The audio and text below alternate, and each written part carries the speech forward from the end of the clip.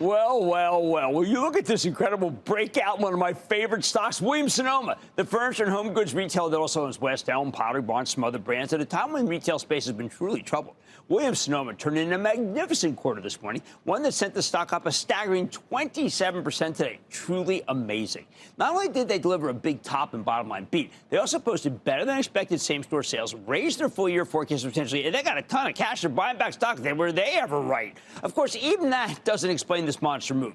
In the end, a lot of money managers were also betting against Williams-Sonoma, shorting the stock in anticipation of some sort of big miss. Those shorts got squeezed today. They were forced to buy shares to close out their position. That sent the stock even higher, new all-time high. Let me just say something. They are useful idiots, helping to get shareholders higher prices. Thank you. So how the heck did Williams-Sonoma pull this off at a time when so many of his peers are struggling? Why don't we go straight to the source? Let's go to Laura Alber, the president and CEO of Williams-Sonoma, to find out. Ms. Alber, welcome back to Mad Money, and congratulations on a staggeringly phenomenal quarter. Thanks, Jim. So let's go over what you did here, because it's not just you're a nuts and bolts person. You talk about great supply chain. You also you gain market share. But in reality, I want to step back for a second. There's a line that caught me in the conference call. We are a lot more than just a furniture brand. And that is the truth about what you're doing here, isn't it? Yeah, I mean, it's not just a macroeconomic play associated with housing, right? We have lifestyle brands. And we have life stage brands, and we have our furniture business. And the truth is, we still ran negative comps in Q3. And yet we're delivering exceptional operating earnings because we're focused on our customer service. And that customer service has always been world-class. And by focusing on it, we build up that loyalty with our customers. And they trust us. They shop online because they know how good the quality of the product is because they've seen it in their stores.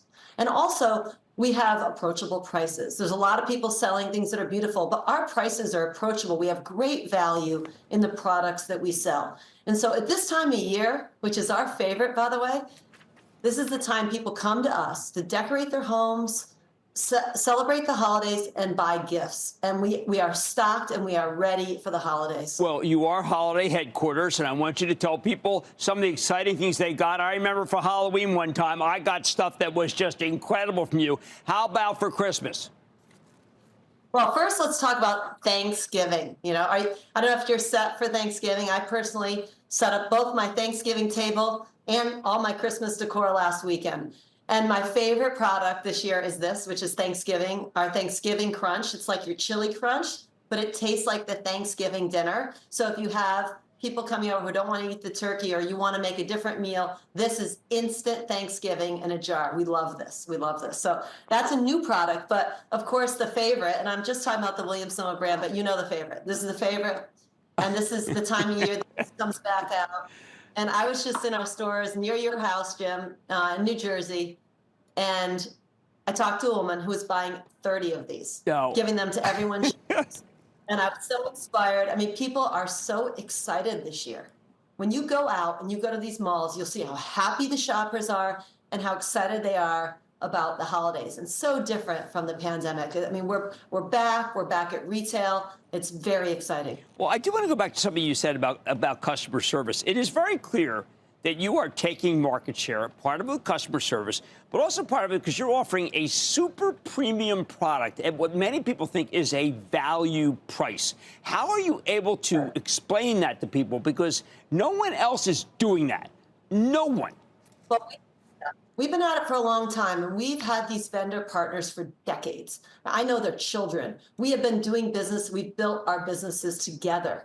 And we work together to bring great products to life, but also to reduce costs and constantly look at ways to make the product better. And it's direct sourced, right? So we're directly sourcing, and we have our teams in Asia doing that work and going and making sure the quality is perfect. And sometimes we have a few issues here and there, and we do our best to make it right for our customers.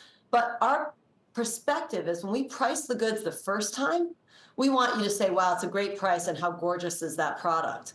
And that's the focus we've had since the pandemic, is to continue to pull back on this up-down promotional pricing that so many of our competitors run.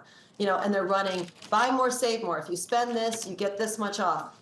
And that's all good for the short term, but then you get customers trained to wait for that promotion, which is never a good thing because you're really competing with yourself. but it's harder to actually pull this off than you think, because in the short term, you see the negative numbers. So I've been singing this song for the last 2 years, and I'm pulling it back, and now you're starting to see the real effects of that reg price business and the customers trusting us on the pricing integrity the first time.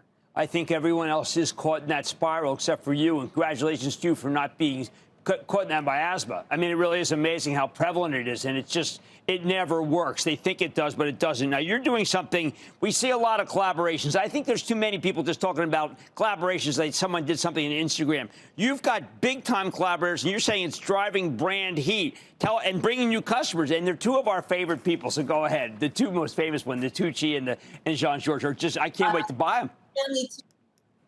First of all, the nicest people. So gracious. They come to our store, they sign books, they talk to our customers, they love what they do. And when someone loves what they do, it's really infectious. And, Stanley Tucci is just amazing. He has a new color out that we love. He has new products coming all the time. And then Ina Garten is our Thanksgiving partner. But beyond just the Williams-Sonoma brand, which we talk about the most and has the biggest spike at, the Christmas holiday season, the other brands, too, have amazing partnerships, especially our children's home furnishings business. We have had this incredible partnership with Love Shack Fancy. They do such a beautiful job with their proprietary look, and we have developed a whole bedding and bedroom collection around it. And we keep adding to it, and it's great for dorm rooms. It's great. Anyway, so we love that. And then we do fun things. We don't take ourselves that seriously. We're doing National Lampoon, at Pottery Barn. And in all these brands, we have a variety of real tastemakers, and then also, people who are just in the zeitgeist of being popular and fun.